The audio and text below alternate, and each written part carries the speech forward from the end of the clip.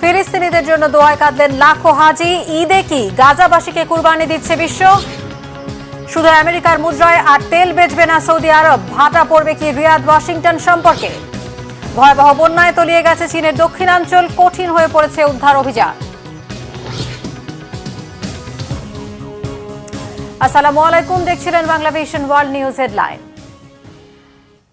লাব্বাইক আল্লাহুম্মা লাব্বাইক ধ্বনিতে মুখর আরাফার ময়দান। তবে এবার শুধু নিজের গুনাহ থেকে মুক্তির চেয়ে মহান রবের কাছে হাত তোলেননি হাজিরা। এবার ফিলিস্তিনিদের জন্য দোয়ায় হাজিদের অশ্রুতে ভিজেছে আরাফার ময়দান। শহীদ আরাফাতের ডেস্ক রিপোর্টে বিস্তারিত।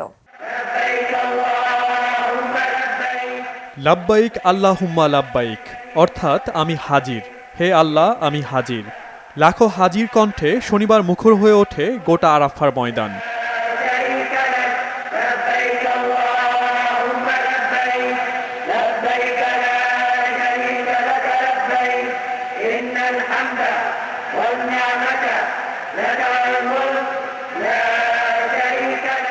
হজের অন্যতম ফরজ হল ৯ জিলহজ সূর্যাস্ত পর্যন্ত আরাফার ময়দানে অবস্থান করা।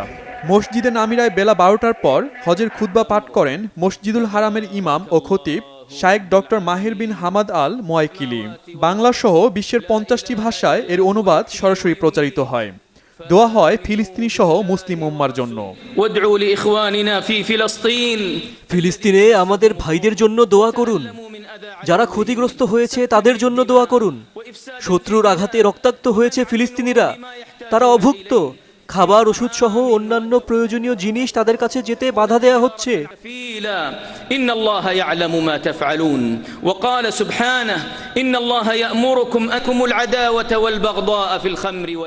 আরাফার ময়দানে জোহর এবং আসরের নামাজ আদায় করে সূর্যাস্ত পর্যন্ত সেখানে অবস্থান করে হাজিদের গন্তব্য মুজদালিফা।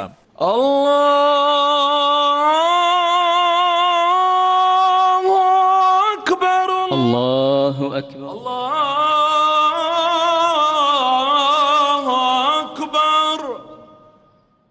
সেখানে মাগরিব ও এশার নামাজ একসাথে আদায় করাই নিয়ম।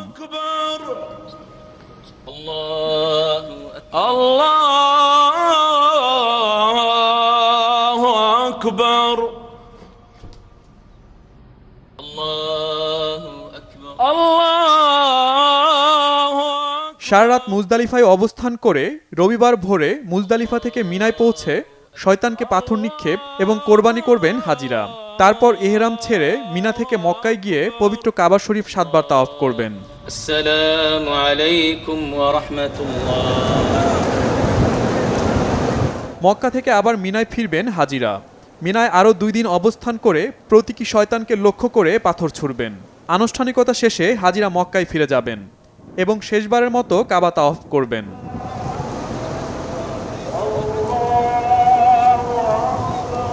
শহীদ আরাফাত, বাংলাভিশন নিউজ ডেস্ক। এবারের পবিত্র ঈদুল আজহায় শুধু কি পশু কোরবানি দিচ্ছে গোটা বিশ্ব, নাকি কোরবানি দিচ্ছে ফিলিস্তিনিদেরকেও? মুসলিম দেশগুলো সহ গোটা বিশ্বের কাছে এমন প্রশ্ন আর অভিযোগ গাজার ফিলিস্তিনিদের। গেল প্রায় ৯ মাসে ৩৮,০০০-এর বেশি ফিলিস্তিনিকে হত্যা করেছে বর্বর ইসরায়েল, কিন্তু তাদের থামানোর কেউ নেই। বিস্তারিত রিফাত জামানের ডেস্ক রিপোর্টে। এবারের ঈদে শুধু কি পশু কুরবানি দিচ্ছে মুসলিম বিশ্ব, নাকি তারা কুরবানি দিচ্ছে ফিলিস্তিনিদেরও? মুসলিম বিশ্ব তো বটেই, গোটা বিশ্বের কাছে এমন প্রশ্ন আর অভিযোগ গাজাবাসীর। তারা বলছে গেল প্রায় ৯ মাসে ৩৮,০০০-এর বেশি ফিলিস্তিনিকে হত্যা করেছে বর্বর ইসরায়েল, কিন্তু এই হত্যাযজ্ঞ থামানোর কোনো উদ্যোগ তো নেই, বরং গোটা বিশ্ব চেয়ে চেয়ে দেখছে ইহুদিদের নৃশংসতা। ইসরায়েলিদের স্বার্থে আমেরিকার পাশাপাশি মুসলিম বিশ্ব ঈদে ফিলিস্তিনিদের কুরবানি দিচ্ছে বলে অভিযোগ তাদের। গাজাবাসী বলছে প্রতি বছর বিশ্বের অন্যান্য দেশের মতো পশু কুরবানি দিয়ে ঈদ পালন করলেও এবার তারা নিজেরা প্রতি মুহূর্তে ইসরায়েলিদের হাতে কুরবানি হচ্ছেন পশুর মতোই। I am urging all the Muslim country and all the Arab country, don't forget us. We deep sympathize with all the world. Israeli আগ্রাসনে প্রতিনিয়ত মৃত্যুর কোলে ঝরে পড়া ফিলিস্তিনিদের পাশে দাঁড়াতে মুসলিম বিশ্বের প্রতি আহ্বান জানিয়েছে তারা। সেই সাথে পবিত্র হজে যাওয়া হাজিদের কাছেও মহান আল্লাহর কাছে তাদের জন্য দোয়া করার আহ্বান জানিয়েছে গাজাবাসী। তাদের অভিযোগ, মুসলিম ও আরব বিশ্ব সহানুভূতি দেখালেও হামলা বন্ধে কার্যকর কোনো উদ্যোগ নিচ্ছে না। আনন্দ তো দূরে থাক, রোজার ঈদের মতো এই ঈদেও নিরাপদ আশ্রয়ের খোঁজে ছুটে বেড়াচ্ছে গাজাবাসী। গোটা বিশ্ব যখন ঈদ উৎসবে মেতে উঠবে, তখন প্রতি মুহূর্তে মাথার উপর মৃত্যুর পরোয়ানা নিয়ে ঘোরা এই গাজাবাসী জানে না ঈদের দিন পর্যন্ত বেঁচে থাকবে কিনা। রিফাত জামান, বাংলাভিশন নিউজ ডেস্ক। একই অবস্থা ফিলিস্তিনের আরেক অংশ পশ্চিম তীরেরও। দখলকৃত পশ্চিম তীরে বাস করেন 28 লাখ ফিলিস্তিনি। ইসরায়েল থেকে বাধ্যতামূলক কর্মী ছাঁটাই, মজুরি না পাওয়া ও খাবারের দাম বৃদ্ধির ফলে সংকট এখন চরমে। মরার উপর খরার ঘায়ের মতো তেল আবিব আটকে রেখেছে ফিলিস্তিনি কর্তৃপক্ষের বড় অঙ্কের অর্থ।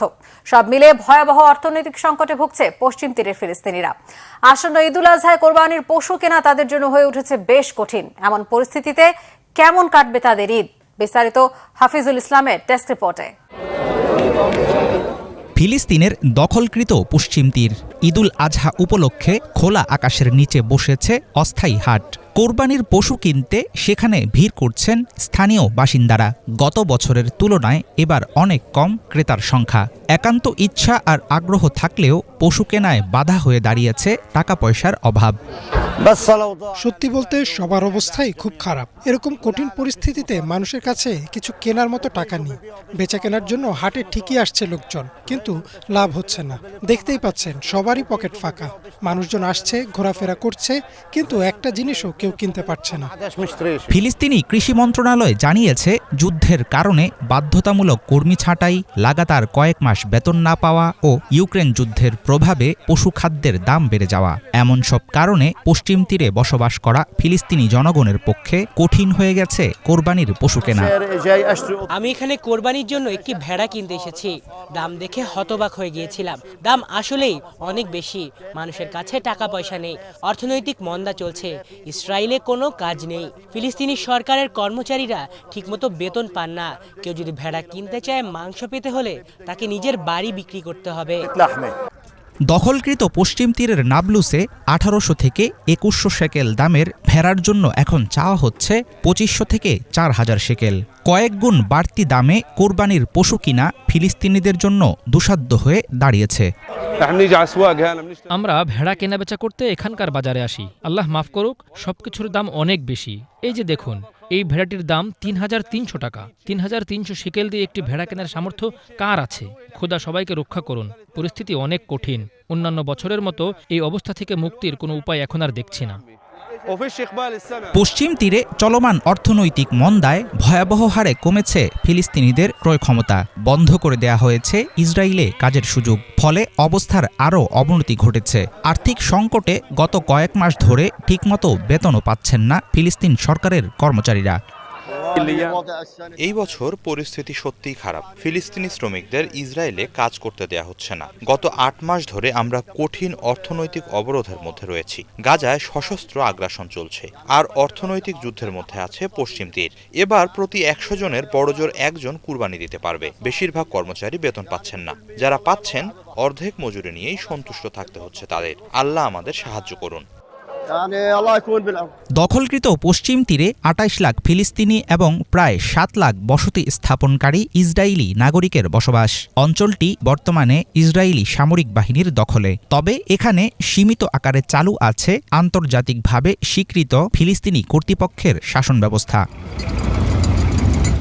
গত বছর ইসরায়েলে হামলা চালায় গাজার যোদ্ধারা। সেই ঘটনার পর থেকে পশ্চিম তীরে ফিলিস্তিনি শ্রমিকদের কাজ করার উপর নিষেধাজ্ঞা জারি করে তেল আবিব। কর্মসংস্থানের অভাব আরও কঠিন করে তুলেছে নিজ ভূমিতে পরাধীন ফিলিস্তিনিদের জীবন। ফিলিস্তিনের অর্থ মন্ত্রণালয় বলছে, তাদের প্রাপ্য 6 বিলিয়ন শেকেল করের টাকা আটকে রেখেছে ইসরায়েল। আন্তর্জাতিক দাতাদের কাছ থেকেও আগের মতো সাহায্য আসছে না। সব মিলে কঠিন হয়ে উঠেছে পশ্চিম তীরের পরিস্থিতি। আল্লাহর প্রতি আনুগত্য, ত্যাগ ও উৎসবের বার্তা নিয়ে আসছে পবিত্র ঈদুল আজহা। বিশ্বের বিভিন্ন দেশে মুসলমানদের মধ্যে চলছে কোরবানি দেওয়ার প্রস্তুতি। অথচ আর্থিক সংকটে পশু কিনতে না পারলে কেমন কাটবে পশ্চিম তীরের ফিলিস্তিনিদের ঈদ? হাফিজুল ইসলাম, বাংলাভিশন। এদিকে পবিত্র হজের দিনে বড় সিদ্ধান্ত নিল সৌদি আরব। শুধু আমেরিকার মুদ্রায় আর তেল বিক্রি করবে না তারা। তেল বিক্রি নিয়ে যুক্তরাষ্ট্রের সাথে দীর্ঘ 5 দশক ধরে চলা পেট্রো ডলার চুক্তি নবায়ন না করার সিদ্ধান্ত নিয়েছে সৌদি সরকার।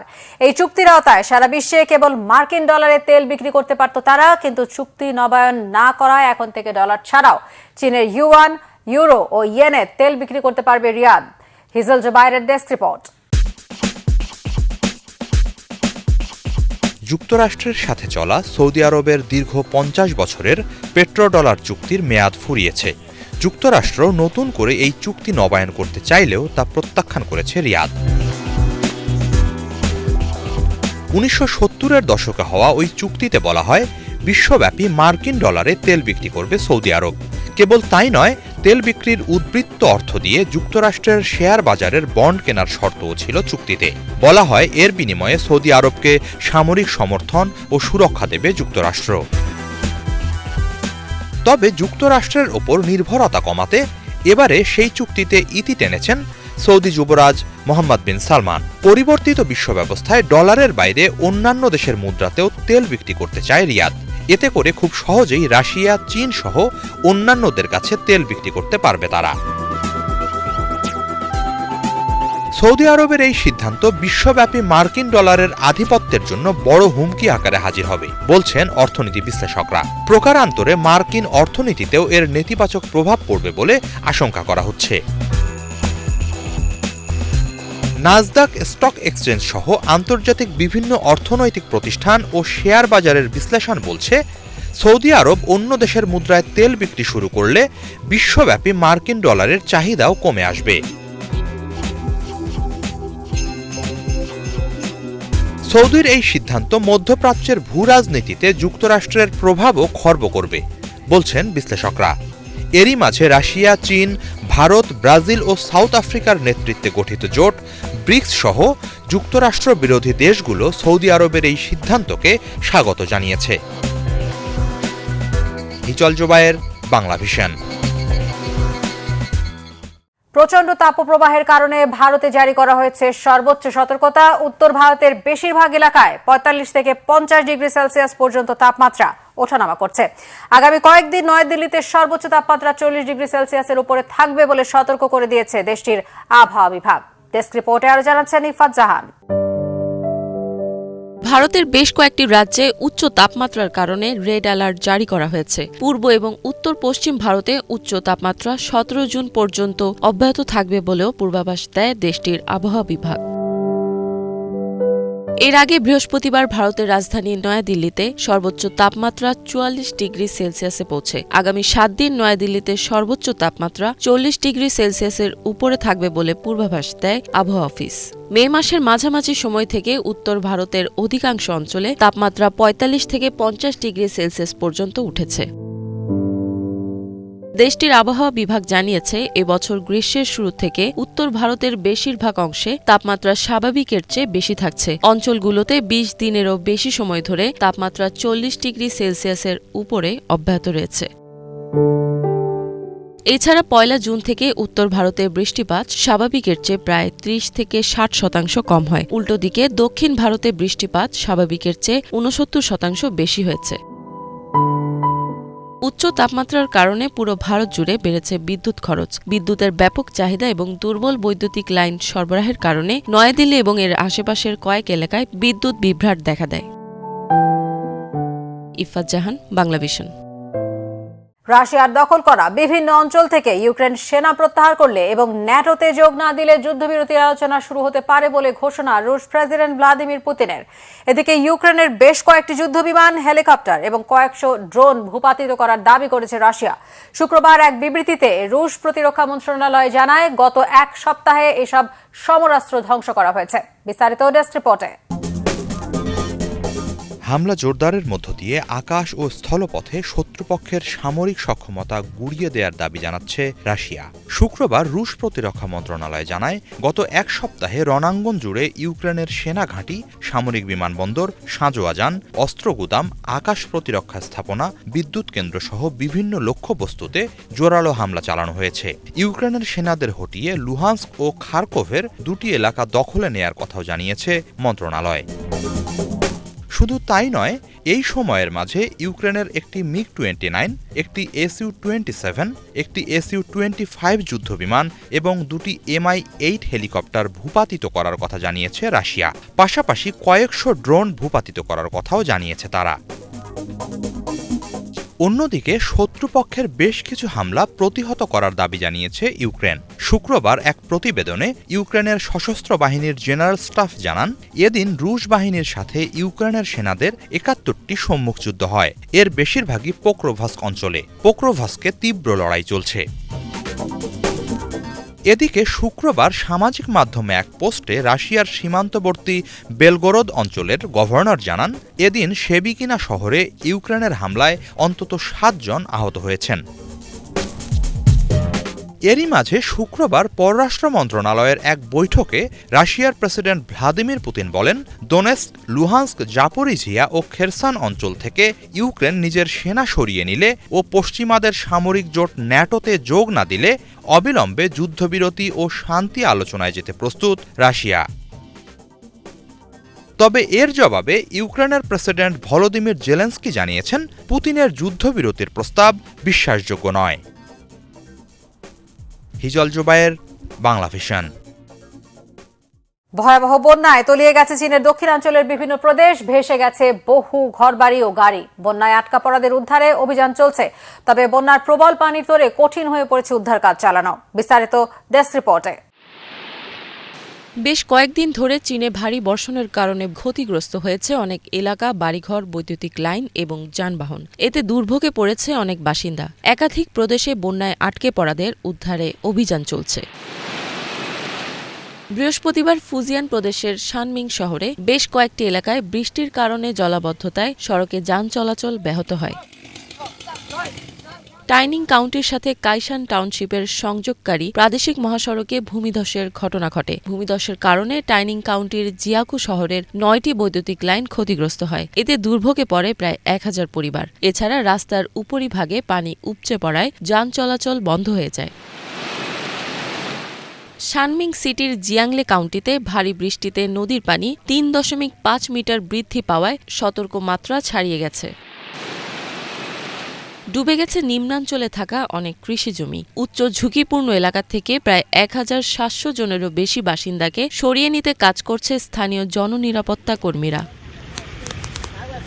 বৃহস্পতিবার গুয়াজিং ঝুয়াং স্বায়ত্তশাসিত অঞ্চলের গুইলিং শহর থেকে বন্যায় আটকা পড়া মোট 64 জন বাসিন্দাকে উদ্ধার করা হয়। ভারী বর্ষণে চীনের ইউনান প্রদেশের লিউচুন কাউন্টির বেশ কয়েকটি এলাকার রাস্তাঘাট ক্ষতিগ্রস্ত হওয়ায় নিয়ন্ত্রণ হারিয়ে বৃহস্পতিবার ভোরে একটি গাড়ি পাহাড় থেকে ছিটকে পড়ে। মঙ্গলবার সন্ধ্যা থেকে বুধবার সকাল পর্যন্ত গুইছু প্রদেশের অনেক এলাকায় প্রবল বৃষ্টিপাত হয়। এতে নিচু অঞ্চলগুলো পানির নিচে তলিয়ে যায়। এ সময় আটকে পড়া বাসিন্দাদের উদ্ধারে নামে কর্মীরা। কিয়ান ডংনাং মিয়াও এবং ডং স্বায়ত্তশাসিত প্রিফেকচারের জিনপিং কাউন্টিতে ভারী বৃষ্টিতে নিচু গ্রামগুলোতে পানির স্তর 1 মিটার পর্যন্ত বেড়েছে। বন্যায় আটকে পড়া গ্রামবাসীদের উদ্ধারে রাবার বোট ব্যবহার করে নিরাপদ এলাকায় সরিয়ে নেওয়া হয়। ইফাত জাহান, বাংলা ভিশন। এই ছিল আজকের মতো, সাথে থাকায় ধন্যবাদ সবাইকে।